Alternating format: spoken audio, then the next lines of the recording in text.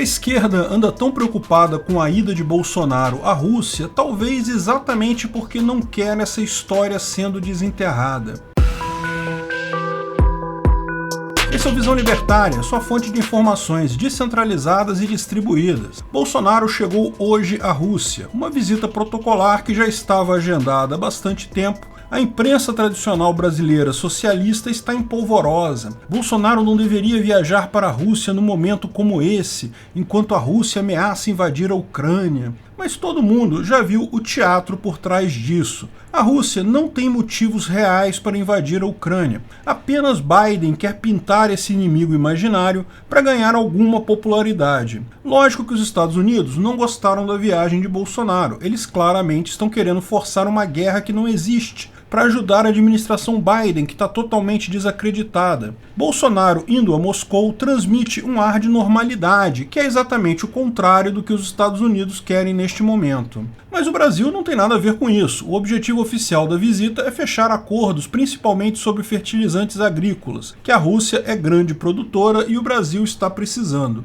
Não há guerra a se evitar de fato. Por este motivo, os memes brincando que Bolsonaro resolveu o problema na Rússia e da Ucrânia estão por todos os lados, deixando os esquerdistas desconcertados. Já teve até emissora de televisão fazendo fact-check de meme por aí. Mas existe um outro motivo por que isso incomoda tanto a esquerda. Porque ela tem uma história que ninguém gostaria de lembrar neste ano eleitoral. A maior vergonha diplomática que o país já passou, justamente no final do governo Lula, protagonizado pelo próprio Molusco. Uma lambança diplomática completa que quase levou a uma guerra. Isso aconteceu no final de maio de 2010, quando Lula anunciou na ONU, todo orgulhoso, que havia resolvido o problema entre os Estados Unidos e o Irã através de uma negociação envolvendo Brasil, Irã e Turquia. Detalhe, ele resolveu sem consultar os americanos e nenhum aliado da OTAN. A reação da diplomacia dos outros países na ONU, como você poderia imaginar, foi de risada.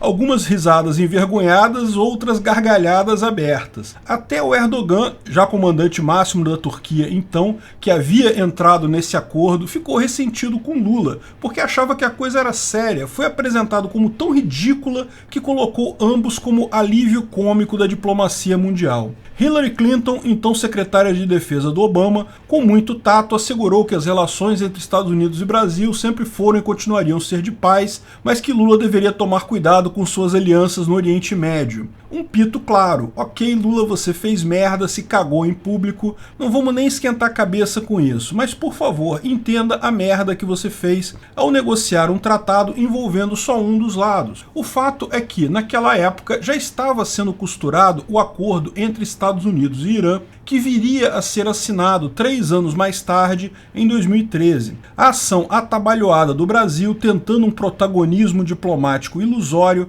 não apenas estremeceu a relação entre Brasil e Estados Unidos, como atrasou o acordo entre Estados Unidos e Irã, que já vinha sendo negociado antes. O Irã passou a usar a negativa ao acordo Lula como motivo protelatório, uma lambança completa que é pouco falada hoje justamente por ser tão vergonhosa. O Brasil sempre teve um enorme protagonismo diplomático no mundo, justamente por sua postura pacifista e afeta a acordos. O Barão do Rio Branco era reconhecido mundialmente como um negociador hábil. Oswaldo Aranha foi um dos principais responsáveis pela criação do Estado de Israel, e até hoje existe um museu lá em Tel Aviv em homenagem ao negociador brasileiro que conseguiu a aprovação da criação do Estado de Israel na ONU. Mas esse protagonismo advém exatamente do fato de buscar negociações amplas, envolvendo todas as partes, ouvindo todos, sem interesses ideológicos ou partidários no meio do caminho. Exatamente o contrário que o desastrado Lula e o seu ministro paspalhão do exterior de então, Celso Amorim, fizeram.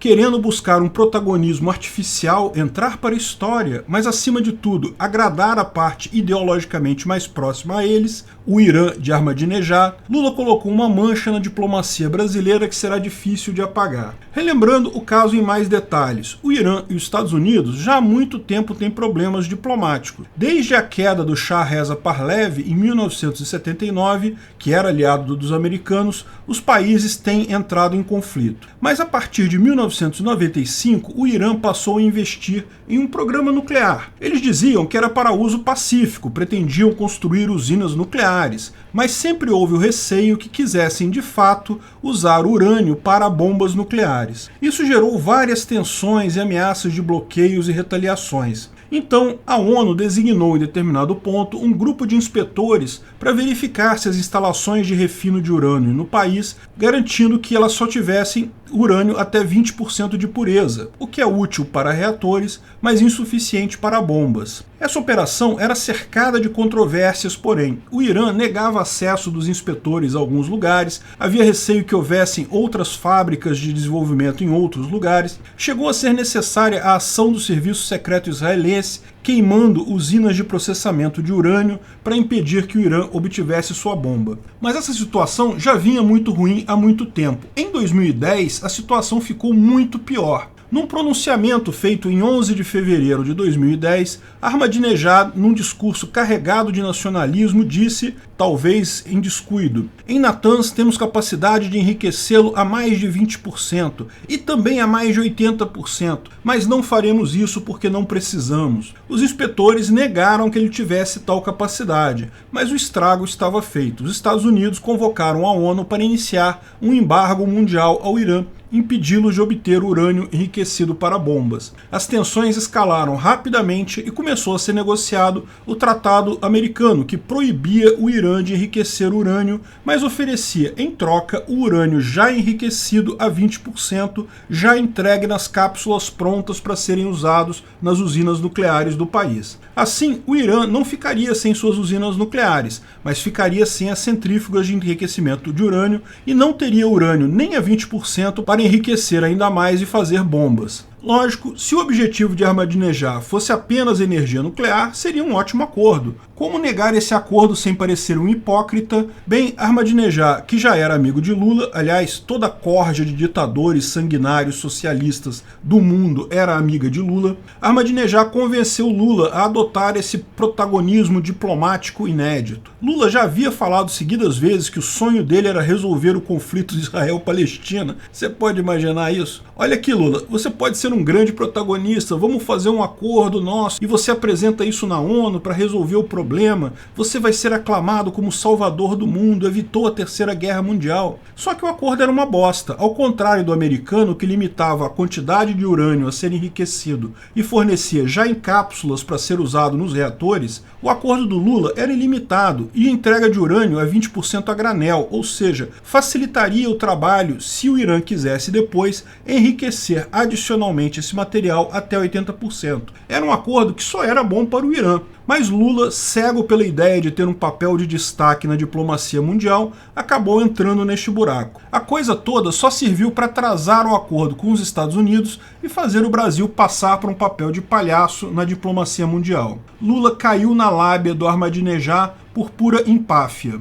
O acordo entre Irã e Estados Unidos foi assinado em 2013 pelo Obama, nos moldes originais, mas persistia a desconfiança que o Irã pretendia ter armas nucleares. Trump achou o acordo terrível. Quando ele foi eleito em 2016, reverteu todo o acordo logo no início de 2017 e retomou as sanções ao Irã conforme antes desse acordo. Uma atrapalhada completa. Oswaldo Aranha e Barão do Rio Branco devem ter se revirado em seus túmulos. Bolsonaro está viajando buscando meramente fertilizantes e mais alguns pontos comerciais. Uma viagem que já estava marcada antes e não tem motivo para ser desmarcada. Até porque o presidente da Argentina, por exemplo, esteve lá semana passada e não teve um jornal da mídia tradicional socialista brasileiro reclamando disso. Bolsonaro sabe que o Brasil tem sim seu peso geopolítico no mundo, mas está muito aquém da pretensão de mediar conflitos entre Estados Unidos e Rússia. Principalmente porque todos sabem que esse é um conflito fabricado, não vai sair do papel ao final. Portanto, justamente ao não fazer nada, Bolsonaro vai acabar se mostrando diplomaticamente muito superior a Lula.